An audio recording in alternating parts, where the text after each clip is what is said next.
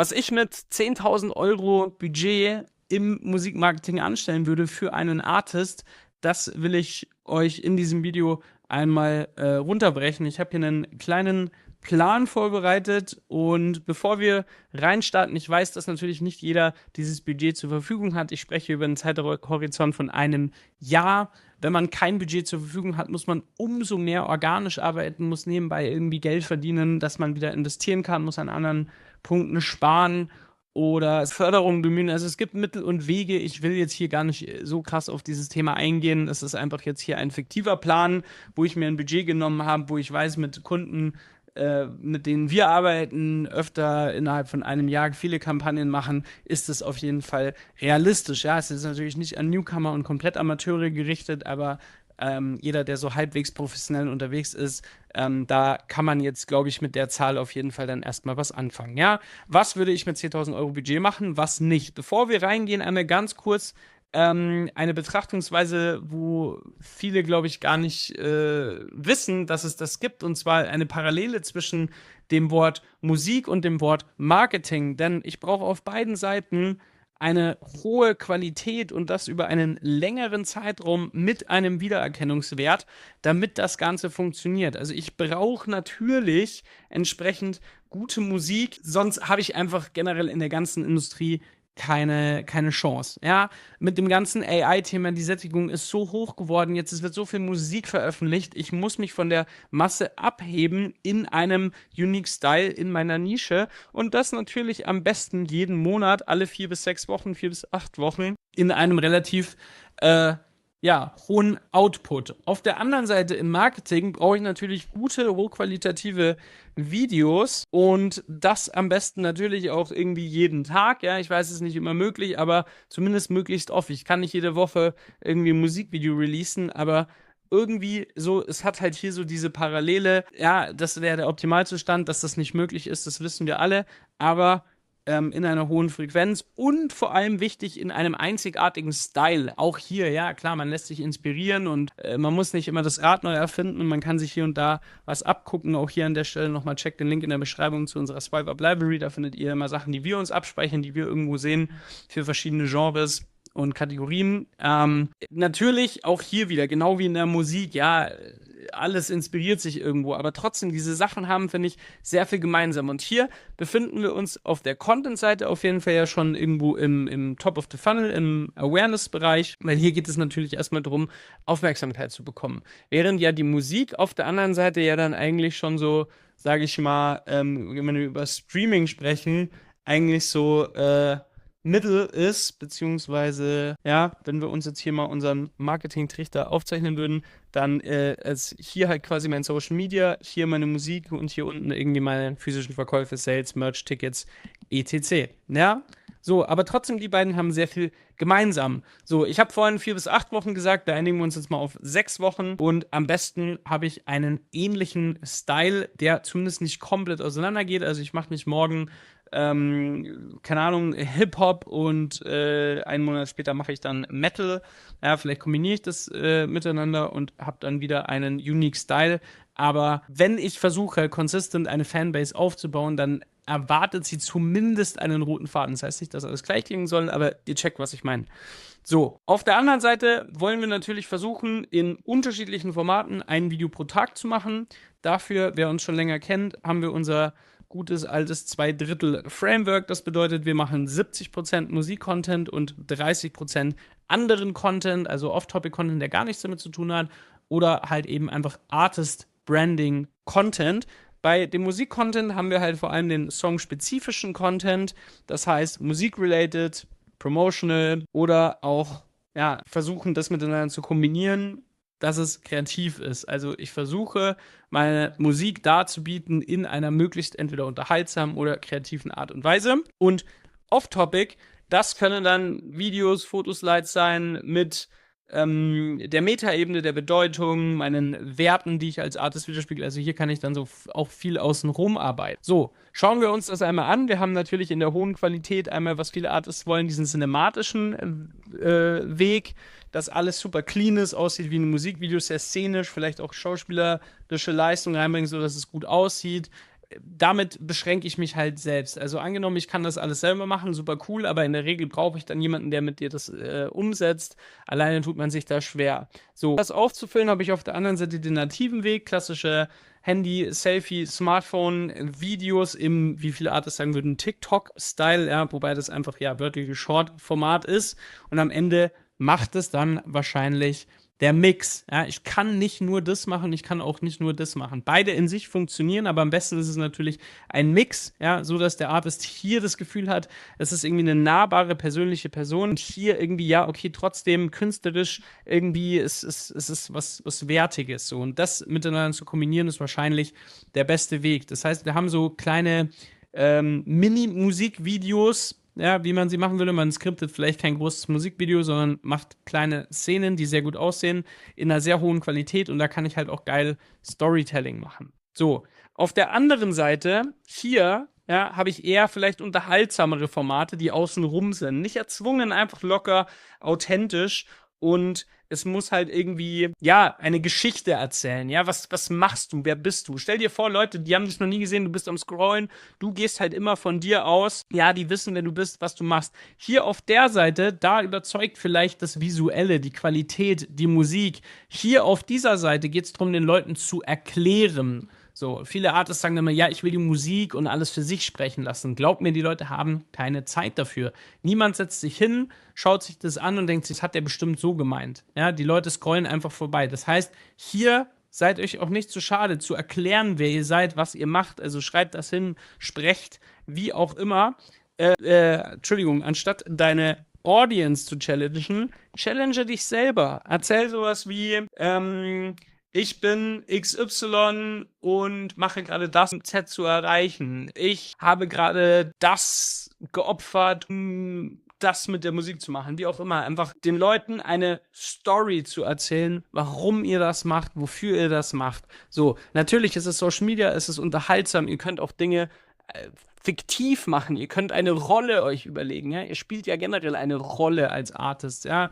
Ihr erzählt ja in euren Musikvideos, tretet ihr ja auch nicht als Privatperson auf. So deswegen, also fangt an, diese Kunstfigur auch in eurem Social-Media-Content zu sein. So, Contentplan, relativ einfach, auch hier, wer uns kennt, ja, wir haben für uns entschieden, dass es am einfachsten ist, am Montag 11 Tage vor Release zu starten. Also hier ist unser Release Day und dann haben wir halt hier unsere Postings, jeden Tag ein Video, Uhrzeit völlig egal, Hashtags, alles egal, Caption, alles egal. Wichtig ist, dass die Videos gut sind und wir posten von Montag bis Freitag vor Release und haben dann quasi unsere Post-Release-Phase, so lang wie wir halt Content haben. Ja, so, am Freitag, am Release-Tag startet unsere App-Kampagne. Nicht vorher, wir machen keine Pre-Save-Kampagne, nichts dergleichen. Wir geben hier das allererste Mal Geld aus. Ja, das heißt, wenn wir in unserem Plan anfangen, ist alles hier vorher organisch. Hier machen wir die erste Kampagne. So, jetzt gehen wir ganz kurz in das Thema Geld rein. Wir planen 650 Euro Budget pro Single ein. Es kann sein, dass Singles nicht funktionieren. Dann stoppen wir die Kampagne und shiften das Budget auf die nächste oder verwenden es anderweitig. Aber das ist das, was man sich auf jeden Fall parken sollte, weil damit können wir nämlich mit 20 Euro pro Tag für 30 Tage auf Spotify werben, den Algorithmus bestmöglich abzuholen. So, wir machen einen Genre-Stack, ganz einfach, Interest-Targeting, irgendwie 2 Genre, was weiß ich, Hip-Hop, Rap plus Spotify. Dann haben wir hier, keine Ahnung, R&B und meinetwegen irgendwie Pop, whatever, kann man ja auch gegentesten, ja, plus Spotify. Und hier einmal komplett broad, ohne jegliches Targeting, nur Spotify. Internationale Countrylist findet ihr in unseren anderen Videos. Wenn ihr international geht, dann nutzt diese Liste. Kein Mexiko, kein Brasil, außer ihr kommt natürlich aus diesem Land oder aus den Ländern und macht Musik in Landessprache. Dann könnt ihr natürlich das auch dort einstellen. Wenn ihr englische Musik macht, würde ich immer Englisch als Sprache hinzufügen oder ansonsten in eurem Land natürlich noch eure eigene Sprache. Ja, so. Zu dem Content. Wir haben hier oben gesagt, wir brauchen diesen Content hier in diesen Formaten. Das heißt, wir kommen idealerweise vielleicht auf 20 songspezifische Videos und 10 Off-Topic. Die 10 Off-Topic bewerben wir in der Release-Kampagne nicht. Ja, das heißt, wir haben dann zum Beispiel, was weiß ich, Videos und 10 native Videos und die packen wir jeweils in ein Adset rein. Das kommt in jedes Adset. Wir testen überall das Gleiche an und nach 24 Stunden, ja angenommen, wir haben hier 20 Euro, 20 Euro, 20 Euro, dann cutten wir zum Beispiel das hier und das wird unser Winning Adset und ab hier laufen wir dann nur noch mit 20 Euro pro Tag statt 40 oder 60, je nachdem. Wenn ihr euch schon sicher seid, könnt ihr euch später das Testen sparen und geht einfach immer direkt auf eure Winning Audience. Ja, wie gesagt, Tracking und Creative Diversity viel wichtiger als hier irgendwelche verkopften Targeting-Einstellungen. Schaut, dass ihr viele Videos habt, unterschiedliche Videos habt. Das ist das, was Meta möchte oder TikTok. Und dass euer Tracking in place ist, da findet ihr auf meinem Content, generell bei SongSoul, der uns kennt, haufenweise Videos dazu, darum soll es jetzt hier nicht gehen. So, dann geht es jetzt hier weiter. Wir haben das Winning Adset und da performen in der Regel 1 bis 2 Ads. Ja, das ist einfach so. Ihr habt 20 Dinger da drin, 1 bis 2 haben die besten Werte. Wahrscheinlich auf eine Ad dann irgendwie 80% des Budgets spenden und dann hier nochmal 20%. Achtet bitte darauf, dass keine der Ads über eine Frequenz von 1,5 kommt, weil ab hier wird euer Cost per Acquisition oder Cost per Result nach oben gehen, weil die Leute das schon öfter gesehen haben, weil irgendwann fängt der Meta an, immer wieder die gleichen Leute zu bespielen. Was ihr später machen könnt, ist natürlich eure eigene Audience ausschließen, also Follower und Engager. Ich würde allerdings sagen, macht das komplett offen, lasst Meta entscheiden, achtet eher darauf, dass ihr mehr verschiedenen Content habt und hier die Frequenz einfach pro Ad im Blick behalten. Das heißt, wenn ihr nur eine einzige Ad habt, die funktioniert oder funktioniert nicht, wenn sie nicht funktioniert, blöd. Wenn sie funktioniert, auch blöd, weil sie wird nicht lange funktionieren, weil irgendwann diese Frequenz sehr schnell erreicht ist. Parallel, ja, postet ihr bitte unbedingt organisch weiter, solange bis ihr keinen Content habt. 1, 2 Wochen nach Release auf jeden Fall bitte unbedingt weitermachen. Viele Künstler schlafen einfach ab Release ein am Wochenende, haben am Montag schon wieder vergessen, dass sie letzten Freitag einen Song rausgebracht haben. So, wenn hier irgendein Video auf einmal plötzlich sehr gut funktioniert oder generell diese ganzen Videos, die ihr macht, auch wenn es nicht gut funktioniert, fügt sie in die Kampagne hinzu, dass Meta eben neues Futter hat, das anzutesten. Auch wenn die von Meta erstmal kein Budget bekommen, egal, fügt sie einfach hinzu. So, dann haben wir zwangsläufig hier einen Überlappungszeitraum, wo ihr hier quasi in der Ad-Kampagne seid und jetzt aber im Hintergrund schon die organische Pre-Release-Phase vom nächsten Release vorgeht. Erinnert euch an unseren 6-Wochen-Rhythmus.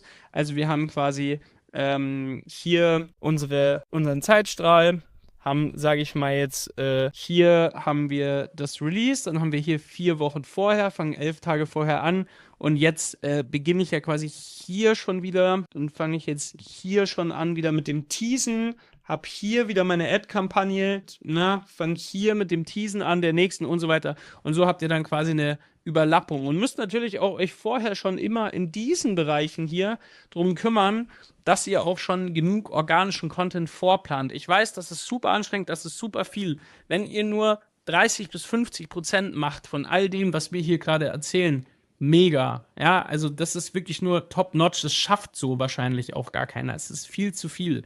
Aber es ist einfach nur jetzt mal auf dem Papier runtergeschrieben, wie es im Idealfall ineinander läuft. Das Leben spielt immer anders. So, dann haben wir eben dieses 4 bis 6 Wochen Zeitfenster, das sich wiederholt und eure Spotify-Kurve oder generell eure Reichweitenkurve auf Social Media und auf Spotify läuft in der Regel so. Und zwar geht das hier hoch am Release, dann ist die Kampagne vorbei, geht runter, dann kriegt ihr nochmal so einen algorithmischen Push. Hoffentlich, wenn ihr alles richtig gemacht habt, dann fällt das ab. Dann kommt direkt das neue Release, geht wieder hoch, gibt wieder einen algorithmischen Push. Hier kommt wieder so. Und das zieht sich dann hoffentlich die ganze Zeit so weiter. Und was wir jetzt parallel machen, neues Kapitel, jetzt haben wir über Releases gesprochen, jetzt beginnen wir mit dem Mid-Funnel, ja. Oben waren wir im Top-of-Funnel, jetzt sind wir im Mid-Funnel. Was ist der Mid-Funnel? Ist vor allem dann für Leute, mit denen wir dann so eine Verbindung aufbauen, die wir später natürlich irgendwie zu unseren Fans machen können. Das ist ja alles nur Online-Reach, Schaufenstermäßig auf Spotify. Diese Release-Kampagnen, ja, wenn wir sagen, wir geben 650 Euro aus, ja, ihr braucht ungefähr 200.000 Premium-Streams in Deutschland zumindest, dass die sich wieder refinanzieren. Ja, das kann ein halbes Jahr dauern, das kann schneller gehen, das kann ein Jahr dauern, das kann 2 Jahre dauern. Also dieses Budget kommt irgendwann wieder zurück, aber halt nicht sofort. Deswegen habt das im Hinterkopf.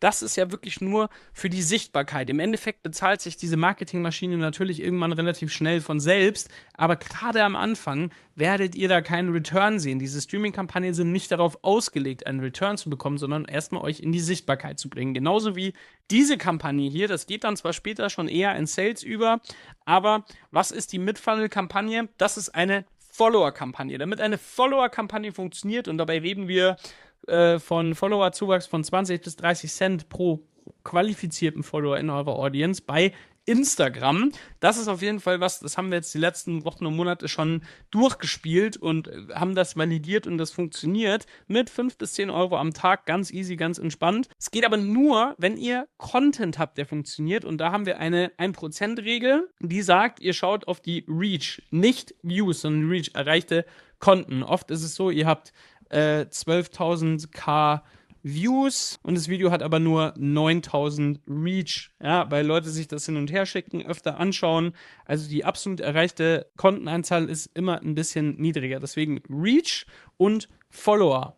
Ja, das heißt, da guckt ihr und schaut, ob das 1% gibt. Also, wenn ein 10.000 Reach-Video oder Reel oder was auch immer euch 100 Follower gebracht hat, dann wäre das auf jeden Fall für die Kampagne qualifiziert und geeignet. Ihr könnt auch den ganzen anderen Content benutzen. Jetzt müsst ihr testen, aber das ist so, sage ich mal, aus unserer Erfahrung eine Benchmark, wo ihr euch orientieren könnt, damit das hier funktioniert. Und damit wächst ihr halt dann natürlich irgendwie schnell, wenn das in eurem Content hinhaut. Wir haben auf unserem Kanal oder wenn nicht im Kanal in der Bio im Kurs auf Songso im Backend im Free Resources im Instagram Follower Blueprint, da haben wir auch Beispiel-Content, der dafür funktioniert, und Canva-Vorlagen und so sind dann so Storytelling, Carousel Posts. Das könnt ihr euch einfach mal anschauen, vielleicht mache ich hier auf YouTube auch nochmal was dazu, aber da muss der Content auf jeden Fall passen. Das ist jetzt nichts etwas für einen Amateur, der 300, 400, 500 Views auf Social Media bekommt. Das muss schon passen, aber es funktioniert. So, also 5 bis 10 Euro am Tag und dann macht ihr einmal in der Woche eine Story, wo ihr die neuen Leute begrüßt. Hey, freut mich, dass so viele neue Leute dazu gekommen ist, und konvertiert sie in eure E-Mail-Liste. Also macht einen Link zur Songso Bio-Page zum Beispiel, wo wir ja auch direkt ein E-Mail-Opt-in haben, und da tragen sich die Leute ein, hey, versprochen, kein Spam, bla bla bla. Genau, macht ihr einmal in der Woche auf jeden Fall eine personal aufgenommene Video-Story, wo ihr reinredet, und optional könnt ihr euch natürlich die Arbeit machen, es funktioniert sehr gut, die Leute anschreiben. Ich weiß, bevor jetzt die Ersten sagen, ManyChat, Automation und so, hat in der Vergangenheit nicht so gut funktioniert, hat die Leute eher genervt. Schreibt denen, kostet euch 5 bis 10 Minuten am Tag. Am Anfang wird da eh nicht so viel passieren. Nehmt euch die Zeit, die Leute freuen sich wahnsinnig. Schreibt ihnen eine nette Nachricht und macht den Link dazu, und ja, dann könnt ihr die da rein kopieren oder rein konvertieren in die Liste. So, wir verkaufen Stories, keine Produkte. Also selbst wenn ihr hier Newsletter-Werbung macht, ja, verkauft immer eine Geschichte. Ja, ich bin gerade das und das am Vorbereiten. Viele Leute haben mich schon gefragt, wird es Konzerte geben, wird es Merch geben, bla bla bla. Machen wir alles. Wenn es soweit ist, tragt euch hier ein, dann weiß ich, dass die Leute wirklich Interesse haben und ich sehe, wo ihr herkommt, dann melden wir euch bei euch. Wir fragen ja bei Songso auch den Standort ab, beziehungsweise erfassen ihn automatisch beim Opt-in. Und das ist ein gutes Argument zu sagen, hey, bitte tragt euch hier ein. Genau, also wir verkaufen immer Geschichten, keine Produkte. Wenn ich sage, hey, Newsletter hier, dann kriegt ihr Infos, wenn neue Singles kommen, bla bla. Nee, wollen die Leute nicht, sehr promotional. So, man kann 1 bis 2 E-Mails im Monat verschicken. Auch hier bitte keine Classic Single is out now, weil das kriegen die Leute, die sich da eintragen auf Social Media, ja eh mit, weil das eh eure DM Close Persons sind, sondern auch hier wieder Optimized for Fans. Gebt den Leuten was mit. Auch hier baut eine Geschichte. Hey, ich bin schon so aufgeregt, weil nächste Woche kommt ja mein neuer Song. Heute war übrigens das Cover-Shooting, dann kommt halt einfach ein Handy-Foto irgendwie behind the scenes, wie das Cover entstanden ist, keine Ahnung. Oder ihr sagt, hier Sneak Peek, ich bin gerade am Designen vom neuen Merch. Oder hier Sample-Bestellung, wie auch immer. Also erzählt eine Geschichte, keine hard, pushy, saley Facts. Ganz wichtig, weil wie gesagt, die Leute, die in dieser E-Mail-Liste sind, die kriegen euren anderen Stuff, der werblich ist bei Social Media, ja meistens sowieso mit. So, wenn ihr 1000 E-Mail-Subscriber habt, und damit meine ich nicht eure importierte Liste von irgendwelchen shady Pre-Saves, die ihr vor 2 Jahren mal gemacht habt, sondern wirklich hier über diesen Funnel aufgebaut 1000 E-Mail-Subscriber. Dann machen wir den ersten Soft-Launch. Das heißt, wir bieten das allererste Mal etwas für Geld an. Und es kann zum Beispiel Print on Demand ein Pre-Order Merchandise Drop sein für ein T-Shirt oder einen Hoodie. Ja, kann alles sein. Ja, keine Ahnung, wie man einen Hoodie malt. So, weiß ich nicht. So, dann machen wir hier einen Pre-Order-Druck oder ihr macht Socken. Schlimmer. So, also, was heißt das? Wir machen einen Vorbesteller-Drop. Das heißt, es wird nur das hergestellt, was auch wirklich bestellt wurde. Ihr könnt natürlich auch Soft-Launch so machen, dass man die Produkte über Print-on-Demand dauerhaft irgendwo bestellen kann. Gibt es online ganz viele Lösungen für. Oder wir machen das halt in diesem Drop-Prinzip. Das Schöne in dem Drop-Prinzip finde ich, ja, wir haben ein kurzes Bestellzeitfenster. Wer bis dahin bestellt, bekommt was. Hat natürlich eine kleine Verknappung mit drin, wenn ihr sagt, hey, das Design gibt es nur jetzt, was Sinn macht, wenn ihr das zum Beispiel auf eine Single bezieht. Ja, Single Release, Related Motive, das heißt Lyrics, eine Line, irgendeine Grafik vom Cover Artwork, whatever, irgendwas, was auf dieses spezifische Ereignis bezogen ist. Da macht das natürlich total Sinn, dass ihr hier so eine Art kleinen Drop macht und ihr habt halt null Risiko, weil wenn keine einzige Person bestellt, dann passiert auch gar nichts. Ihr habt keine Kosten, außer wenn ihr da irgendwie einen Online-Shop zusammenbaut und da irgendwie mal einen Monat 29 € zahlt, wie auch immer. Alles nicht so wild. Viel, viel, viel besser, als wenn ihr da irgendwie 100 Shirts bestellt und am Ende kauft die keiner. Ihr habt euch bei Farbe, Design, Größen komplett verkalkuliert. Macht das am Anfang so, für den Anfang. Ja? So, das heißt, zum Beispiel am Release Day kommt eine Single raus und dann machen wir am Samstag ein erstes Announcement auf Social Media und sagen, hey, wir machen morgen 12 Uhr einen ersten Drop zum Beispiel. Ja, so. Und dann kann man bestellen bis Mittwoch 23:59 Uhr zum Beispiel. Okay, also das heißt 4 Tage, 3,5, 4 Tage. So. Da machen wir am Samstag mit dem Design, am besten haben wir uns vorher halt schon ein Sample bestellt, haben echte Fotos von uns, machen damit einen Feed-Post, Carousel, Detail-Shot, wie auch immer, machen dann am Sonntag zum Beispiel eine Story mit einem Link drin. Am Sonntag verschicken wir zusätzlich dann auch, wenn der Shop live ist, um 12 Uhr oder vielleicht sogar schon für die Fans eine Stunde früher die E-Mail am Sonntag zum Shop. Dann am Montag machen wir eine Story, wo wir uns bei den Leuten bedanken, dass schon so viele bestellt haben und erinnern nochmal dran, dass man nur noch bis Mittwochabend bestellen kann. Machen dann kurz vor Schluss nochmal eine E-Mail, wo wir die Käufer natürlich ausschließen, damit die nicht nochmal eine E-Mail bekommen.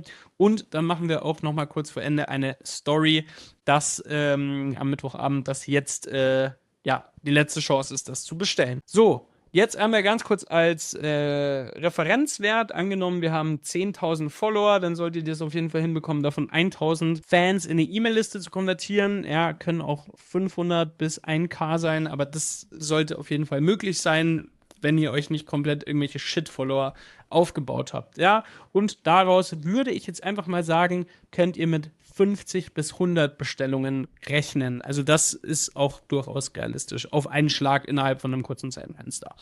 So, das heißt, das ist quasi jetzt auf diesen Drop bezogen. Thema Show und Live. Da bin ich kein Vollexperte, kenne ich mich nicht so krass mit aus, aber aus 5 Jahren und einer Menge Touren und Konzerte, die wir vermarktet haben, würde ich sagen, als Faustregel, wenn ihr eine Stadt habt mit 10.000 monatlichen Hörern, ja, zum Beispiel eure Heimatstadt oder irgendeine andere Stadt bei euch im Land und ihr davon 1% nehmt, dann ist das in der Regel so ungefähr Pi mal Daumen. Können 0,5%, können mehr sein, können weniger sein. Aber ich sag mal 0,5 bis 1 bis 1,5%. Wie gesagt, kann noch ein bisschen mehr sein. Aber das ist so das, was ihr in der ersten Woche organisch per Instagram-Story, Announcement-mäßig an Tickets verkaufen solltet. Also auch hier zum Beispiel 100 Tickets in einer Stadt, wo ihr 10.000 monatliche Hörer habt. Kann mehr sein, kann weniger sein, aber das ist so einfach von der Erfahrung. Das werden viele sagen so, stimmt gar nicht. Ja, kommt auf Genre drauf an. Elektronische Acts zum Beispiel haben sehr oft sehr viele monatliche Hörer in irgendwelchen Städten, verkaufen aber teilweise oft fast keine Tickets, während andere Acts, zum Beispiel im Rock, im Metal, wenige monatliche Hörer haben, aber viele Tickets verkaufen. Also deswegen, wie gesagt, nehmt das nicht für bare Münze, ist alles nur so eine Faustregel. Wenn wir jetzt diese 10.000 Budget haben, die wir ganz oben angesprochen haben, für ein Jahr, dann würde ich damit 10 Singles machen Ja, wir arbeiten vielleicht auf ein Album hin, was wir als Vinyl rausbringen. I don't know, aber wir arbeiten alles als Single. Das sind also 10 Singles, die wir auch als diese behandeln, in 4 bis 6 Wochen Rhythmus. Ja, ich würde sagen 6 Wochen Rhythmus. Lass uns mal mit 6 Wochen gehen. Dann machen wir 4 bis 6 Wochen. Nee, wahrscheinlich gerade nicht. Vielleicht sind es dann 4 bis 5 Wochen. I don't know. Ja, ich lasse es nochmal da. Im 4 bis 6 Wochen Rhythmus ungefähr. Okay? So, dann vielleicht machen wir eine Vinyl im 4 bis 6 Wochen Rhythmus, je nachdem, dass es sich halt ausgeht. So ungefähr jetzt, ja.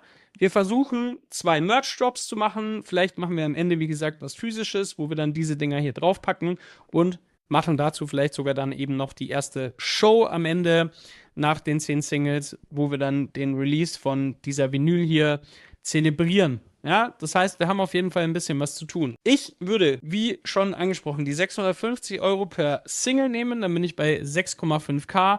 Bleiben noch 2,5K. Die würde ich nehmen, durch 365 Tage teilen. Vielleicht fange ich damit auch erst später an, nach 2, 3 Monaten, wenn ich am Anfang erstmal organisch gemacht habe, bis ich Content habe, der diese 1%-Regel erfüllt hat. Ich habe es jetzt mal einfach halber gesagt, wir nehmen 365, dann komme ich auf 6,85 € pro Tag, mit dem ich dann eine Follower-Ad bei Insta machen kann, durchgehend Follower ausschließen, damit die das nicht sehen. Dann habe ich so eine laufende Maschine, die meinem Profil Traffic bringt. Ja, wenn ich dann zum Beispiel sage, okay, nee, ich warte erst natürlich damit, bis ich diese Art von 1% Content habe, dann kann ich auch erst sagen, gut, ich fange später an und habe dafür dann vielleicht sogar irgendwie 10 € Tagesbudget. Ja, kann sein, das ist variabel. So, dann auf jeden Fall Single-Released Campaigns. Also wir gehen dabei auf die Key-Märkte. Wir fangen nicht an, in Brasilien und in Mexiko Kampagnen zu machen, wenn wir ein UK, London-based Artist sind. Ja, mache ich vielleicht Werbung in UK und irgendwie in anderen Ländern außenrum, die mir irgendwie wichtig sind. Vielleicht sogar US, vielleicht aber zumindest sprachenbasiert sollte das irgendwie auf einem Nenner sein. Könnte auch weitergehen, aber ich würde auf Key Markets und Home Countries gehen. Bei der Following Campaign würde ich auf Hometown, Region oder eben Country Depending gehen, je nachdem von der Audience und aus welchem Land ihr kommt. Wenn ihr jetzt aus Deutschland kommt, relativ kleiner Markt, ja, macht es natürlich Sinn, vielleicht dann auf ein Bundesland dafür zu gehen, also eher so Region-based. Mir schon mal so zu überlegen, will ich da nicht vielleicht meine erste Show machen? Vielleicht kenne ich jemanden von einer Venue, von einer Konzertveranstaltungshalle, wo ich was machen kann. Oder ich warte einfach ab, gehe nur auf Deutschland oder Deutschland, Österreich, Schweiz und schau, wo sind denn dann nach, keine Ahnung, 5, 6 Monaten meine Hörer bei Spotify und wo kommen meine Follower her, die ich in meine Newsletter reinziehe, wo ich ja wiederum den Standort sehe, ja, also das könnt ihr so ein bisschen abhängig machen, aber auch hier, es macht natürlich keinen Sinn, sich dann aus UK-Follower aus Japan zu holen. Das macht relativ wenig Sinn. So, also, ihr seht, das ist quasi jetzt der Plan, den ich mit 10K gemacht habe. Ich male hier nochmal ganz kurz zum Abschluss unseren Funnel auf, wie wir hier unseren Music Marketing Funnel machen. Music Marketing Funnel. Ja, wir haben hier oben auf jeden Fall Social Media, wo wir wiederum Werbung für unsere Musik machen, mit der wir überzeugen und idealerweise live und generell Merch Sales machen. Das hier oben kostet am meisten Zeit, hat den wenigsten Return. Das hier unten kostet wahrscheinlich am wenigsten Zeit und hat den höchsten Return. Aber damit diese ganze Geschichte hier halt eben funktioniert, muss ich das in einem Cycle machen. Und da sind wir wieder bei unseren 6 Wochen. Und überlegt euch vorher natürlich, was ihr machen wollt. Macht euch einen Plan, setzt euch ein Ziel. Ja, das heißt zum Beispiel, ihr macht euch als Goal First Show next year 2027 at London. So, ihr schreibt es einfach auf. Okay, ich will nächstes Jahr in 2027 in London eine Show spielen, wo mindestens 100 Leute kommen müssen, die für mein Ticket Geld bezahlen. Keine Ahnung, nehme ich dann halt irgendwie, was weiß ich, 15 Pfund, 15 €, 15 $, scheißegal.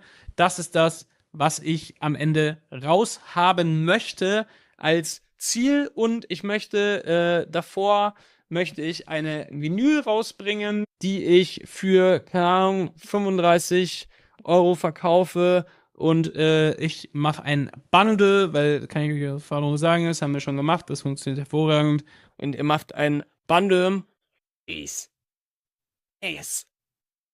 Okay, das ist meine Ausgangslage. Also mindestens 100 Leute, die ich da hinbekomme, die Geld dafür bezahlen, zum Beispiel 15 Pfund, Dollar, Euro, whatever. Und davor mache ich mit meinen 10 Songs eine Vinyl und die kann man zum Beispiel für 35 Euro kaufen. Und was ihr jetzt macht, ist, ihr macht einfach ein Bundle mit Vinyl und Ticket. Ja, Ticket, Bundle für 40. Dann wird das hier zum No-Brainer-Offer, weil die Leute denken sich so, hä, ich kann doch auch einfach das hier holen. Aus der Erfahrung kaufen 50% das Bundle und 50%, beziehungsweise andersrum, 50% kaufen das Bundle, 30% kaufen das und 20% kaufen Einzeltickets. Ja, das ist so aus Erfahrung das, was passieren wird. Ungefähr. Muss natürlich nicht so sein, aber das war jetzt zuletzt so. Gut, ja. Davor machen wir dann noch einen T-Shirt-Drop. Ja, je nachdem, was ihr halt für ein Shirt macht, verkauft ihr zwischen 25 und 40 Euro, komplett abhängig vom Rohling, Versand und Produktionskosten natürlich, als Beispiel. Und dann macht ihr noch ein Shirt, was es nur vor Ort bei der Tour geben wird, auch für denselben Preis, je nachdem. Ja, ist nur eine Empfehlung. Super Kombi-Produkt, jetzt probieren wir es nochmal. Wären tatsächlich Socken für 15 Euro. Nur jetzt einfach mal als Beispiel, das könnt ihr machen oder ihr macht noch einen Pullover. Ist ja auch völlig egal, könnt ihr freien Lauf haben. Aber rechnet euch erstmal aus oder legt euch fest, was ist mein Kernziel nächstes Jahr und wie erreiche ich das? Was muss ich machen, diese Shows spielen zu können mit nur 100 Leuten, 200, 300 Leuten? Ja, okay, was muss ich machen? Das heißt, ich bräuchte ja 10.000 monatliche Hörer wahrscheinlich in London.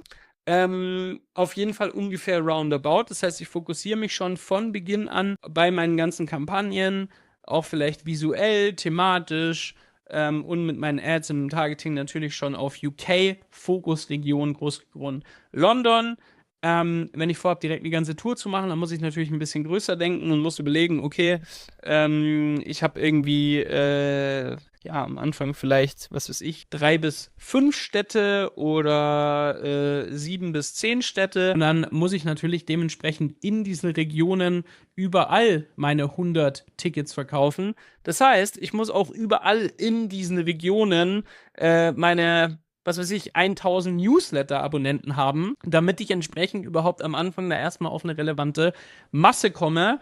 Und dafür könnt ihr euch natürlich direkt dann eben diesem Follower-Kampagnenschema bedienen oder auch, organisch einfach schon visuell immer viel drauf machen. Also wenn ich jetzt das vorhätte, was ich vorhin auch mit dem Storytelling und so Mission und Value gesagt habe, dann könnt ihr natürlich auch den Content drauf aufbauen und sagen, ich bin Artist XY und mein Ziel ist es, in 300 Tagen meine erste Show in London zu spielen und bisher habe ich genau 3 Tickets verkauft und eins davon war meine Mom.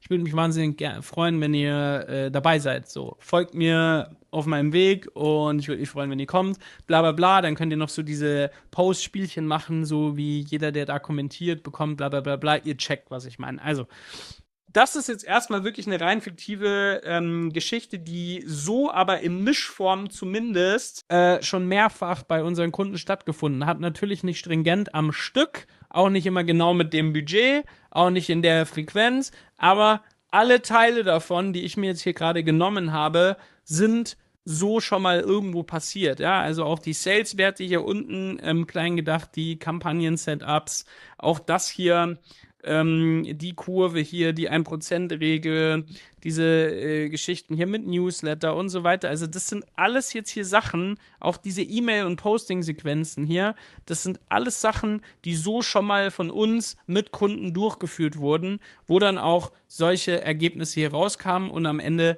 dann auch das Budget einigermaßen schnell wieder refinanziert war. Ja, also, ich würde sagen, spult nochmal zurück, geht nochmal Step by Step durch und ganz wichtig, legt euch euer Ziel fest. Schreibt euch jetzt wirklich auf, hey, mein Goal ist es, nächstes Jahr das hier zu machen. Hoppla, wir wollen das Ziel manifestieren und nicht löschen. Mein Ziel ist es, nächstes Jahr das hier zu machen oder whatever, schreibt es euch auf, es hilft. Und was auch hilft vor allem, ist hier bei YouTube ein Abo dazulassen. Darüber würde ich mich auch sehr freuen. Dann sehen wir uns in den nächsten Videos. Euer Philipp, bis dahin.